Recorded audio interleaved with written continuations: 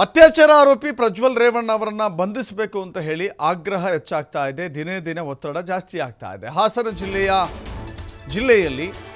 ಜಿಲ್ಲೆಯಲ್ಲಿ ರಾಜ್ಯದ 113 ಸಂಘಟನೆಗಳಿಂದ ಪ್ರಜ್ವಲ್ ರೇವಣ್ಣ ಬಂಧನಕ್ಕೆ ಆಗ್ರಹಿಸಿ ಪ್ರತಿಭಟನೆ ಆಗ್ತಾ ಇದೆ. ಜಿಲ್ಲಾಧಿಕಾರಿ ಕಚೇರಿ ಮುಂದೆ ವೇದಿಕೆ ಸಜ್ಜುಗೊಳಿಸಲಾಗಿದೆ.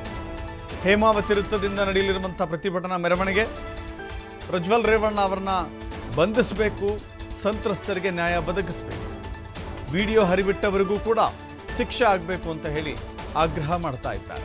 ಪ್ರತಿಭಟನೆಯ ಹಿನ್ನೆಲೆ ಹಾಸನದಲ್ಲಿ ಬಿಗಿ ಪೊಲೀಸ್ ಬಂದೋಬಸ್ತ್ ಕಾಣಿಸ್ತಾ ಇದೆ. ನಮ್ಮ ನಡೆಗೆ ಹಾಸನ ಕಡೆಗೆ ಎನ್ನುವ ಶೀರ್ಷಿಕೆಯಲ್ಲಿ 113 ಸಂಘಟನೆಗಳು ಹಾಸನದಲ್ಲಿ ಇವತ್ತು ಸೇರ್ತಾ ಇದ್ದಾವೆ. ಇದು ಬಹಳ ದೊಡ್ಡ ವೇದಿಕೆಯನ್ನು ಕೂಡ ಇದಕ್ಕಾಗಿ ಸಿದ್ಧಗೊಳಿಸಲಾಗಿದೆ. 113 ಸಂಘಟನೆಗಳ ಪ್ರಮುಖರುಗಳು, ಹೋರಾಟಗಾರರು ಇಲ್ಲಿ ಜಮಾವಣೆ ಆಗ್ತಾರೆ.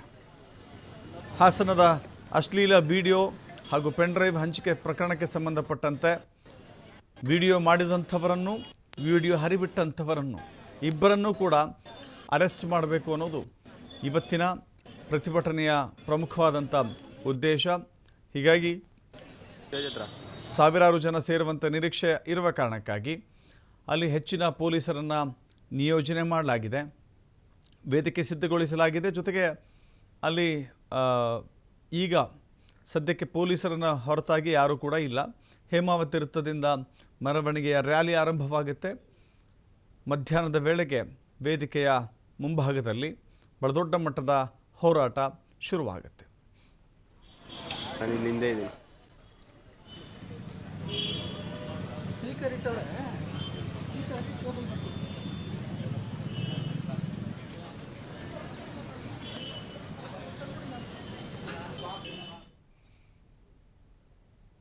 ಮತ್ತಷ್ಟು ಮಾಹಿತಿ ನಮ್ಮ ಪ್ರತಿನಿಧಿ ಪ್ರಕಾಶ್ ನೀಡ್ತಾರೆ. ನೇರ ಸಂಪರ್ಕದಲ್ಲಿ ಜಾಯ್ನ್ ಆಗ್ತಾ ಇದ್ದಾರೆ. ಪ್ರಕಾಶ್, ಹಾಸನದ ಅಶ್ಲೀಲ ವಿಡಿಯೋ ಇಡೀ ದೇಶದಲ್ಲೇ ಬಹಳ ದೊಡ್ಡ ಸಂಚಲನಕ್ಕೆ ಕಾರಣವಾಗಿರುವಂಥದ್ದು, ಅತಿ ದೊಡ್ಡ ಮಟ್ಟದಲ್ಲಿ ವ್ಯಾಪಕವಾಗಿ ಆಕ್ರೋಶಕ್ಕೂ ಕೂಡ ಕಾರಣವಾಗಿರುವಂಥದ್ದು. ಇದೀಗ ಇದನ್ನು ವಿರೋಧಿಸಿ ಪ್ರತಿಭಟನೆ ನಡೀತಾ ಇದೆ. ಹಾಸನದಲ್ಲಿ ನಡೆದಿರುವಂಥ ಲೈಂಗಿಕ ದೌರ್ಜನ್ಯ, ಅತ್ಯಾಚಾರದ ಪ್ರಕರಣಕ್ಕೆ ಸಂಬಂಧಪಟ್ಟಂತೆ ಪ್ರಜ್ವಲ್ ರೇವಣ್ಣ ಅವರನ್ನು ಅರೆಸ್ಟ್ ಮಾಡಬೇಕು ಎನ್ನುವ ವಿಚಾರ, ಜೊತೆಗೆ ವಿಡಿಯೋ ಹಂಚಿಕೆ ಮಾಡಿದಂಥವರನ್ನು ಕೂಡ ಅರೆಸ್ಟ್ ಮಾಡಬೇಕು ಅನ್ನೋದು. ಯಾವ ರೀತಿ ಪ್ರತಿಭಟನೆಗೆ ಅಣಿಗೊಳಿಸಲಾಗ್ತಾ ಇದೆ ಪ್ರಕಾಶ್?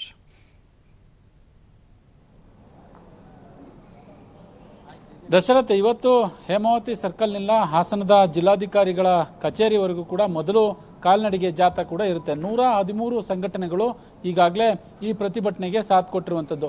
ಪ್ರಜ್ವಲ್ ರೇವಣ್ಣ ಅಶ್ಲೀಲ ವಿಡಿಯೋ ಎನ್ನಲಾದ ಪ್ರಕರಣಕ್ಕೆ ಹಾಸನದಲ್ಲಿ ಸಾಕಷ್ಟು ತೀವ್ರವಾಗಿ ಸಾರ್ವಜನಿಕವಾಗಿ ಆಕ್ರೋಶ ಕೂಡ ಈಗಾಗಲೇ ವ್ಯಕ್ತಪಡಿಸ್ತಾ ಇರುವಂಥದ್ದು. ಜೊತೆಗೆ ಪ್ರಜ್ವಲ್ ರೇವಣ್ಣನನ್ನು ಬಂಧಿಸಬೇಕು, ಸರ್ಕಾರ ಈಗಾಗಲೇ ಬಂಧಿಸುವಂಥ ಕೆಲಸವನ್ನು ಈ ಹಿಂದೆ ಮಾಡಬೇಕಾಗಿತ್ತು, ಬಟ್ ಲೇಟ್ ಕೂಡ ಆಗಿರುವಂಥದ್ದು ಯಾಕೆ ಅನ್ನುವ ಪ್ರಶ್ನೆಗಳು ಕೂಡ ಈಗಾಗಲೇ ಸಾಕಷ್ಟು ಆಕ್ರೋಶ ವ್ಯಕ್ತವಾಗಿದೆ. ಇನ್ನೊಂದು ಕಡೆ ಈ ಪೆನ್ಡ್ರೈವ್ ಹಂಚಿಕೆ ಪ್ರಕರಣದಲ್ಲಿ ಯಾರ್ಯಾರು ಭಾಗಿಯಾಗಿದ್ದಾರೆ ಎಲ್ರಿಗೂ ಕೂಡ ಶಿಕ್ಷೆ ಆಗಬೇಕು ಅನ್ನುವ ಸಂಘಟನೆ ಅಂದರೆ ಆ ಮನವಿಯನ್ನು ಕೂಡ ಮಾಡಿದರು. ಜೊತೆಗೆ ಮಹಿಳಾ ಸಂಘಟನೆಯವರು ಇರ್ಬೋದು, ಎಲ್ಲರೂ ಕೂಡ ಸಾಕಷ್ಟು ಈ ಪ್ರಕರಣದ ಬಗ್ಗೆ ಆಕ್ರೋಶವನ್ನು ಕೂಡ ವ್ಯಕ್ತಪಡಿಸಿದರು. ಕೆಲ ಮಹಿಳೆಯರ ಮಾನ ಕೂಡ ಹರಾಜಾಗುವಂತಹ ಕೆಲಸ ಆಗ್ತಾ ಇದೆ. ಇಲ್ಲಿ ಎಲ್ಲರೂ ಕೂಡ ಫೇಲ್ಯೂರ್ ಆಗಿದ್ದಾರೆ. ಆ ವಿಡಿಯೋ ಹಂಚಿಕೆ ಆಗಿದೆಯಲ್ಲ, ಹಂಚಿಕೆ ಆದಂತಹ ಹಿನ್ನೆಲೆಯಲ್ಲಿ ಹೇಗೆ ಶೇರ್ ಆಯಿತು, ಇದನ್ನು ತಡೆಗಟ್ಟುವುದಕ್ಕೆ ಎಲ್ಲರೂ ಕೂಡ ವಿಫಲರಾಗಿದ್ದಾರೆ ಅನ್ನುವ ಆರೋಪವನ್ನು ಕೂಡ ಈಗಾಗಲೇ ಹಾಸನದಲ್ಲಿ ಮಾಡಲಾಗಿರ್ತಕ್ಕಂಥದ್ದು. ಹಾಗಾಗಿ ಇದನ್ನು ವಿರೋಧಿಸಿ ಪ್ರಜ್ವಲ್ ರೇವಣ್ಣನನ್ನು ಬಂಧಿಸಬೇಕು, ಜೊತೆಗೆ ವಿಡಿಯೋ ಹಂಚಿದವರನ್ನು ಕೂಡ ಬಂಧಿಸಬೇಕು ಅನ್ನುವ ವಿಚಾರವನ್ನು ಇಟ್ಟುಕೊಂಡು ಇವತ್ತು 113 ಸಂಘಟನೆಗಳು ಹಾಸನದಲ್ಲಿ ಪ್ರತಿಭಟನೆಗೆ ಕೂಡ ಈಗಾಗಲೇ ಮುಂದಾಗಿರ್ತಕ್ಕಂಥದ್ದು. DC ಕಚೇರಿಯ ಏನು ಬಸ್ ಸ್ಟ್ಯಾಂಡ್ನ ಪ್ರಮುಖ ರಸ್ತೆ ಏನಿದೆ, ಬಸ್ ಸ್ಟ್ಯಾಂಡ್ ಮತ್ತು DC ಕಚೇರಿಗೆ ಹೋಗುವಂತಹ ರಸ್ತೆ ಏನಿದೆ, ಇಲ್ಲಿ ಬೃಹತ್ ವೇದಿಕೆಯನ್ನು ಕೂಡ ಮಾಡಿರುವಂಥದ್ದು. ಸುಮಾರು 5ರಿಂದ 10,000 ಜನರು ಸೇರುವಂತಹ ನಿರೀಕ್ಷೆ ಇದೆ ಅನ್ನುವ ಮಾಹಿತಿ ಸದ್ಯಕ್ಕೆ ಲಭ್ಯವಾಗಿರ್ತಕ್ಕಂಥದ್ದು. ಎಲ್ಲೆಡೆ ಈಗಾಗಲೇ 1,500ಕ್ಕೂ ಹೆಚ್ಚು ಪೊಲೀಸರನ್ನು ನಿಯೋಜನೆ ಮಾಡಿದ್ದಾರೆ ಅನ್ನುವ ಮಾಹಿತಿ ಸದ್ಯಕ್ಕೆ ಲಭ್ಯವಾಗಿರ್ತಕ್ಕಂಥದ್ದು. ಸ್ವತಃ ಜಿಲ್ಲಾ ಪೊಲೀಸ್ ವರಿಷ್ಠಾಧಿಕಾರಿ ಮೊಹಮ್ಮದ್ ಸುಜಿತಾ ಕೂಡ ಇಲ್ಲಿಗೆ ಬಂದು ಪರಿಸ್ಥಿತಿಯನ್ನು ಕೂಡ ಅಂದರೆ ಇಲ್ಲಿ ಎಲ್ಲ ಮಾಹಿತಿಯನ್ನು ಕೂಡ ತೆಗೆದುಕೊಂಡು ಪೊಲೀಸವ್ರನ್ನ ನೇಮಕ ಮಾಡಿರುವಂಥದ್ದು. ಈಗ ನಮ್ಮ ಜೊತೆಗೆ ಮಾತನಾಡಲಿಕ್ಕೆ ಸಂಘಟನೆಯ ಅಂದರೆ ಇಲ್ಲಿಗೆ 113 ಸಂಘಟನೆಗಳು ಕೂಡ ಬೆಂಬಲ ಕೊಟ್ಟಿರುವಂಥದ್ದು ಸಂಘಟನೆಯ ಮುಖಂಡರುಗಳಿದ್ದಾರೆ. ಮಾತನಾಡ್ಸೋಣ ಸರ್. ಹಾಸನದ ಹಾಸನದ ಕಡೆಗೆ ನಮ್ಮ ನಡಿಗೆ ಅನ್ನುವ ಕಾರ್ಯಕ್ರಮವನ್ನು ಇಟ್ಟುಕೊಂಡು ಇವತ್ತು ಪ್ರತಿಭಟನೆಗೆ ಕೂಡ ಮುಂದಾಗ್ತಾ ಇರುವಂಥದ್ದು. ಮೊದಲನೇದು ನಿಮ್ಮ ಫಸ್ಟ್ ರಿಯಾಕ್ಷನ್ ಏನು ಸರ್? ಸರ್, ಮೊದಲನೇ ರಿಯಾಕ್ಷನ್ ಏನಂತ ಹೇಳಿದ್ರೆ, ಏನು ಪ್ರಜ್ವಲ್ ರೇವಣ್ಣವರು ಮಹಿಳೆಯರ ಮೇಲೆ ಏನು ಲೈಂಗಿಕ ದೌರ್ಜನ್ಯ ಮಾಡಿದರೋ, ದೌರ್ಜನ್ಯ ಮಾಡಿ ಅದನ್ನು ಸೆರೆ ಹಿಡ್ಕೊಂಡು ಅವರು ಇವತ್ತಾಲೆ ಈ ರಾಜ್ಯವನ್ನು ಬಿಟ್ಟು ಬೇರೆ ಕಡೆ ಹೋಗಿರೋ ಕಾರಣಕ್ಕಾಗಿ ಇಡೀ ಯಾರೂ ಕೇಳ್ತಾ ಇಲ್ಲ. ಇದನ್ನ ಯಾವ ಪಾರ್ಟಿಗಳು ಕ್ವಶನ್ ಮಾಡ್ತಾ ಇಲ್ಲ, ಯಾವ ನಾಗರಿಕರು ಕ್ವಶನ್ ಮಾಡ್ತಾ ಇಲ್ಲ. ಅದನ್ನ ನಾವು ಯೋಚನೆ ಮಾಡಿ ದಲಿತ ಸಂಘರ್ಷ ಸಮಿತಿ, ಕಾರ್ಮಿಕ ಸಂಘಟನೆ, ರೈತ ಸಂಘ, ಮಹಿಳಾ ಸಂಘಟನೆಗಳು, ವಿದ್ಯಾರ್ಥಿ ಸಮೂಹ ಇವರೆಲ್ಲರ ಜೊತೆ ಸಂಘಟನೆ ಮಾಡಿ ಜನಪರ ಚಳುವಳಿ ವೇದಿಕೆಯನ್ನು ನಿರ್ಮಾಣ ಮಾಡ್ಕೊಂಡು ನಾವು ಏನು ರೇವಣ್ಣ ತಪ್ಪು ಮಾಡೋಗಿದ್ದಾರೆ ಪ್ರಜ್ವಲ್ ರೇವಣ್ಣವರು, ಇಂಥ ರಾಸಲೀಲೆ ಪ್ರಕರಣನ ಇಡೀ ದೇಶ, ಇಡೀ ರಾಜ್ಯ ಖಂಡನೆ ಮಾಡಬೇಕಾಗಿತ್ತು.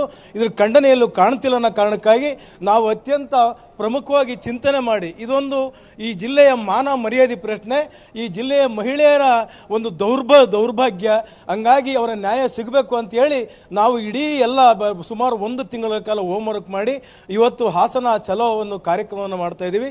ನಾವು ಯಾರ ವಿರೋಧಿಗಳು ಅಲ್ಲ. ಬಹಳ ಜನ ಬಿಂಬಿಸ್ತಾವ್ರೆ ಇದು ಸರ್ಕಾರಿ ಕಾರ್ಯಕ್ರಮ, ಸರ್ಕಾರಿ ಪ್ರಾಯೋಜಿತ ಕಾರ್ಯಕ್ರಮ ಅಂತ ಹೇಳ್ತಾ ಇದ್ದಾರೆ. ನಾವು ಖಂಡಿತ ಅಲ್ಲ, ನಾವು ಯಾರ ವಿರೋಧಿಗಳು ಅಲ್ಲ. ನಾವು ದೇವೇಗೌಡರ ಕುಟುಂಬ ವಿರೋಧಿಗಳು ಅಲ್ಲ, ನಾವು ರೇವಣ್ಣನ ವಿರೋಧಿಗಳು ಅಲ್ಲ, ಪ್ರಜ್ವಲ್ ರೇವಣ್ಣ ವಿರೋಧಿಗಳು ಅಲ್ಲ. ಅಂದ್ರೆ ಏನು, ಪ್ರಜ್ವಲ್ ರೇವಣ್ಣ ಏನು ಮಾಡಿದಾರೋ ಆ ಕೆಲಸದ ಬಗ್ಗೆ ಮಾತ್ರ ನಮಗೆ ಕಾಳಜಿ ಇದೆ. ಹಂಗಾಗಿ ಪ್ರಜ್ವಲ್ ರೇವಣ್ಣ ನಾಳೆ ಬರ್ತೀನಿ ಅಂತ ಹೇಳಿದರೆ ಬರ್ತಾರೋ ಗೊತ್ತಿಲ್ಲ, ನಮಗೆ ಅದು ಬೇರೆ ವಿಚಾರ. ಆದರೆ ಇಂಥ ಒಂದು ಕ್ರೂಷಿಯಲ್ ಸಂದರ್ಭದಲ್ಲಿ ಯಾರು ಕೂಡ ಮಾತಾಡಿದಂಥ ಕಾಲ ಸಂದರ್ಭದಲ್ಲಿ ನಾವು ದಲಿತರು, ರೈತರು, ಮಹಿಳೆಯರು, ವಿದ್ಯಾರ್ಥಿ ಸಮೂಹದರು ಎಲ್ಲ ಸೇರಿ ಜನಪರ ಚಳವಳಿ ವೇದಿಕೆಯಲ್ಲಿ ಇವರು ಏನು SIT ರಚನೆ ಮಾಡಿದ್ದಾರೆ, SITನವರು ತುರ್ತಾಗಿ ಆ ಪ್ರಜ್ವಲ್ ರೇವಣ್ಣನ ಅರೆಸ್ಟ್ ಮಾಡ್ಕೊಂಡು ಬರಬೇಕು. ಮತ್ತೆ ಪ್ರಜ್ವಲ್ ರೇವಣ್ಣವರು ಕೂಡ ಕಾನೂನಿನ ಅಡಿನಲ್ಲಿ ಈ ನೆಲದ ಕಾನೂನಿಗೆ ಗೌರವವನ್ನು ಕೊಡಬೇಕು ಅಂತ ಹೇಳಿ ನಾನು ಅತ್ಯಂತ ಉಗ್ರವಾಗಿ ಖಂಡನೆ ಮಾಡ್ತೇನೆ. ಇವತ್ತು ಪ್ರಾಸ್ತಾವಿಕವಾಗಿ ನಮ್ಮ ಹೇಮಾವತಿ ಸ್ಟ್ಯಾಚ್ಯೂಯಿಂದ ಸುಮಾರು ಸಾವಿರಾರು ಜನ ನಮಗೆ ನಾವು ಹೋಮ್ವರ್ಕ್ ಮಾಡಿರೋ ಲೆಕ್ಕದಲ್ಲಿ ಸುಮಾರು 10,000 ಜನ ರಾಜ್ಯದ ಮೂಲೆಗಳಿಂದ ಸಾಹಿತಿಗಳು, ಬರಹಗಾರರು, ಮಹಿಳೆಯರು, ಮಹಿಳಾ ಹೋರಾಟಗಾರರು, ದೊಡ್ಡ ಸಾಹಿತಿಗಳು ಬರ್ತಾ ಇದ್ದಾರೆ, ಕವಿಗಳು ಬರ್ತಾ ಇದ್ದಾರೆ. ಅವರೆಲ್ಲರೂ ಸೇರಿದಾಗ ನಮಗೆ 10,000 ಜನ ಸೇರೋ ಒಂದು ನಿರೀಕ್ಷೆ ಇದೆ. ಹಂಗಾಗಿ ಕಾಲ್ನಡಿಗೆ ಜಾಥಾದ ಮುಖೇನ ಬಂದು ಆ ವೇದಿಕೆ ಭಾಗವಹಿಸ್ತಾರೆ. ಒಟ್ಟಾರೆ ಪ್ರಜ್ವಲ್ ರೇವಣ್ಣನ SIT ಹಿಡ್ಕೊಂಡು ಬಂದು ಜೈಲಿಗೆ ಕಳಿಸ್ಬೇಕು ಅಂತ ನಮ್ಮ ಅತ್ಯಂತ ಉಗ್ರದ ಒತ್ತಾಯ ಸರ್. ಈಗ ಮತ್ತೊಬ್ಬರು ನಮ್ಮ ಜೊತೆ ಇದ್ದಾರೆ, ದಶರಥ್ ನವೀನ್ ಅಂತ, SFI ಸಂಘಟನೆಯಲ್ಲಿ ಸಾಕಷ್ಟು ಗುರುತಿಸ್ಕೊಂಡಿರುವಂಥವ್ರು, ಸಾಮಾಜಿಕ ಕಾರ್ಯಕರ್ತ ಕೂಡ. ಸರ್, ಈಗ ಪೆನ್ ಡ್ರೈವ್ ಹಂಚಿಕೆ ಮಾಡಿದ್ರಲ್ಲ, ಅದಕ್ಕೆ ಸಂಬಂಧಪಟ್ಟ ಹಾಗೆ ಅವರನ್ನು ಕೂಡ ಕೆಲವೊಂದಿಷ್ಟು ಜನನ ಬಂಧಿಸಿರುವಂಥದ್ದು, ಅವ್ರ ಮೇಲೆ ಯಾವೆಲ್ಲ ರೀತಿಯಾಗಿ ಕ್ರಮ ಕೈಗೊಳ್ಳಬೇಕು ಅನ್ನುವ ಮಾತನ್ನು ಹೇಳ್ತೀರಾ? ನೋಡಿ, ಇವತ್ತು ನಡೀತಾ ಇರತಕ್ಕಂಥ ಪ್ರತಿಭಟನೆ ಕೇವಲ ಒಂದು ವಿಚಾರ ಮಾತ್ರ ಅಲ್ಲ. ಈ ಇಡೀ ಲೈಂಗಿಕ ದೌರ್ಜನ್ಯದ ಪೆನ್ ಡ್ರೈವ್ನ ಹಗರಣ ಇದೆಯಲ್ಲ, ಇದನ್ನು ಸಮಗ್ರವಾಗಿ ತನಿಖೆಗೆ ಒಳಪಡಿಸಬೇಕು ಅಂತ ನಾವು ಆಗ್ರಹ ಮಾಡ್ತಾ ಇದ್ವಿ. ಅದರಲ್ಲಿ ಮುಖ್ಯವಾಗಿ ಇದರ ಪ್ರಮುಖ ಆರೋಪಿಯಾಗಿರ್ತಕ್ಕಂಥ ಪ್ರಜ್ವಲ್ ರೇವಣ್ಣನವರನ್ನ ಬಂಧಿಸಬೇಕು, ಅವ್ರನ್ನ ವಿದೇಶದಿಂದ ಭಾರತಕ್ಕೆ ಕರೆತರಬೇಕು. ಎರಡನೇದು, ಇದನ್ನ ತಮ್ಮ ರಾಜಕೀಯ ಲಾಭಕ್ಕೋಸ್ಕರ ಬಳಸ್ಕೊಂಡು ಈ ಪೆನ್ ಡ್ರೈವ್ಗಳನ್ನು ಎಲ್ಲ ಕಡೆ ಹಂಚಿ ಮಹಿಳೆಯರ ಘನತೆಯನ್ನು ಕುಂದಿಸಿರ್ತಕ್ಕಂಥ ಪ್ರತಿಯೊಬ್ಬರು, ಅವರು ಯಾವುದೇ ರಾಜಕೀಯ ಪಕ್ಷಕ್ಕೆ ಸೇರಿರಲಿ, ಅವರು ಯಾವುದೇ ವ್ಯಕ್ತಿಗಳಾಗಿರಲಿ, ಅವರೆಲ್ಲರ ಮೇಲೆ ತನಿಖೆ ಆಗಬೇಕು, ಅವರಿಗೆ ಕಾನೂನು ರೀತಿಯ ಶಿಕ್ಷೆಯನ್ನು ಒಳಪಡಿಸಬೇಕು. ಈ ಪ್ರಮುಖವಾಗಿರ್ತಕ್ಕಂಥ ಬೇಡಿಕೆ. ಮತ್ತು ಮಾತ್ರ ಅಲ್ಲ, ಸಂತ್ರಸ್ತರು ಅಂತ ಯಾರಿದ್ದಾರೆ ಇದರಲ್ಲಿ ಇನ್ವಾಲ್ವ್ ಆಗಿರ್ತಕ್ಕಂಥ, ಅದು ಬೇರೆ ಬೇರೆ ಕಾರಣಕ್ಕೋಸ್ಕರ ಅವರು ಅದರಲ್ಲಿ ಇನ್ವಾಲ್ವ್ ಆಗಿರ್ಬೋದು, ರಾಜಕೀಯ ಒತ್ತಡ ಇರ್ಬೋದು, ಬ್ಲ್ಯಾಕ್ ಮೇಲ್ ಇರ್ಬೋದು, ಅವ್ರಿಗೇನೋ ಆಸೆ ಆಮಿಷ ತೋರಿಸಿರ್ಬೋದು. ಆದರೆ ಮಹಿಳೆಯರನ್ನ ಈ ರೀತಿಯಾಗಿ ನಡೆಸ್ಕೊಂಡಿರ್ತಕ್ಕಂಥದ್ದು ಮತ್ತು ಬಳಸ್ಕೊಂಡಿರ್ತಕ್ಕಂಥದ್ದು ಇದೆಯಲ್ಲ, ಇದು ಒಂದು ನಾಗರಿಕ ಸಮಾಜ ತಲೆ ತಗ್ಗಿಸುವಂತಹ ಕೃತ್ಯ. ಇದಕ್ಕೆ ನಾವು ಇತಿಶ್ರೀ ಆಡಲೇಬೇಕು.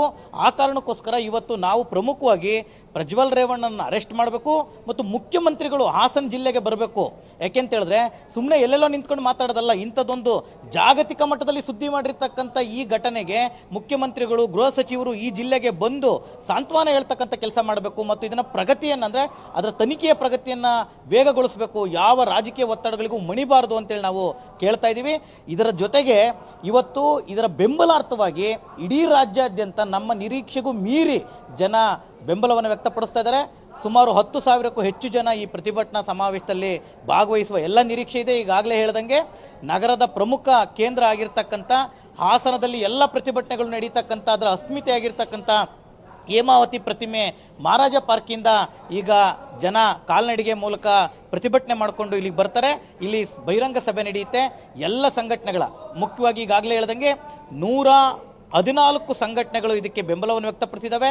ರೈತ ಸಂಘಟನೆ ಇದೆ, ಮಹಿಳಾ ಸಂಘಟನೆಗಳಿದ್ದಾವೆ, ಕಾರ್ಮಿಕ ಸಂಘಟನೆಗಳಿದ್ದಾವೆ, ವಿದ್ಯಾರ್ಥಿ ಯುವಜನ ಸಂಘಟನೆಗಳಿದ್ದಾವೆ, ಅಲ್ಪಸಂಖ್ಯಾತ ಸಂಘಟನೆಗಳಿದ್ದಾವೆ. ಇವರೆಲ್ಲರ ಮುಖಂಡರುಗಳು ಈ ವೇದಿಕೆಯಲ್ಲಿ ಮಾತಾಡ್ತಾರೆ. ಈ ಸಮಸ್ಯೆಗಳೇನು ಅನ್ನೋದನ್ನ ಜನರಿಗೆ ಅರ್ಥ ಮಾಡಿಸೋ ಕೆಲಸವನ್ನ ಮಾಡ್ತಾರೆ. ದಶರಥ್, ಇದಿಷ್ಟು ಇಲ್ಲಿನ ಸಂಘಟನೆಯ ಪ್ರಮುಖರು ಕೂಡ ಹೇಳುವಂಥ ಮಾತು. ಈಗಾಗಲೇ ಪ್ರತಿಭಟನೆಗೆ 5ರಿಂದ 10,000ಕ್ಕೂ ಹೆಚ್ಚು ಜನ ಬರುವಂತಹ ನಿರೀಕ್ಷೆ ಇದೆ. ಹೇಮಾವತಿ ಸರ್ಕಲ್ನಿಂದ DC ಕಚೇರಿವರೆಗೂ ಕೂಡ ಪ್ರತಿಭಟನಾ ಮೆರವಣಿಗೆಯನ್ನು ಕೂಡ ಮಾಡ್ತೀವಿ. ಯಾಕಂತಂದರೆ ಈ ಕಾರ್ಯಕ್ರಮಕ್ಕೆ ಈ ರಾಜ್ಯದ ಮೂಲೆ ಮೂಲೆಗಳಿಂದಲೂ ಕೂಡ ಜನ ಬರುವಂತಹ ನಿರೀಕ್ಷೆ ಇದೆ. ಜೊತೆಗೆ ಈ ಜಿಲ್ಲೆಗೆ CM ಬರಬೇಕು, DCM ಅವರು ಬರಬೇಕು, ಗೃಹ ಸಚಿವರು ಬಂದು ಇಲ್ಲಿ ಸಾಂತ್ವನವನ್ನು ಕೂಡ ಹೇಳಬೇಕು ಅನ್ನುವ ಆಕ್ರೋಶವನ್ನು ಕೂಡ ಈಗಾಗಲೇ ವ್ಯಕ್ತಪಡಿಸ್ತಾ ಇರುವಂಥದ್ದು. Dasharath, yes, thank you Prakash ನಿಮ್ಮೆಲ್ಲ ಮಾಹಿತಿಗೆ.